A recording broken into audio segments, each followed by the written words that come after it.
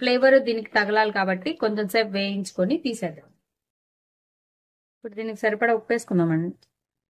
కొంచెం ఉప్పు వేసుకోండి, ఎక్కువ అక్కర్లేదండి, ఎందుకంటే మనము ఆల్రెడీ దాంట్లో కారంలో ఉప్పు వేసుకున్నాం కాబట్టి కొంచెమే ఉప్పు వేసుకోండి. ఇదిగోండి చూస్తారు కదా, ఇదిగోండి ఈ ఫార్మాట్ లోకి ఇప్పుడు తెచ్చుకోవాలి. నేను ఉల్లిపాయలు కూడా దీంతో పాటు డీప్ ఫ్రై చేసుకున్నానండి.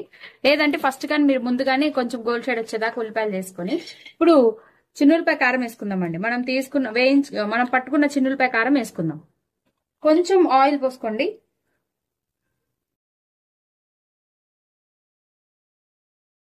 కావాలంటే పోసుకోవచ్చండి, అంతేగాని ముందుగానే ఆయిల్ ఎక్కువ తినే వాళ్ళైతే ఉంచుకోవచ్చండి. కొంచెం తక్కువ తినే వాళ్ళు అనుకోండి ఈ మధ్యలో పోసుకోవచ్చు ఇలా ఆయిల్. చిన్నులపాయ కారం కూడా మగ్గిన తర్వాత తీసేద్దామండి. అంతే అండి, కమ్మటి కాకరకాయ ఉల్లిపాయ వేపుడు రెడీ అయిపోయింది. ఈ వీడియో కనుక మీకు నచ్చినట్టయితే ప్లీజ్ లైక్ చేసి షేర్ చేసి సబ్స్క్రైబ్ చేసుకోండి. Thank you for watching Sravya's recipes.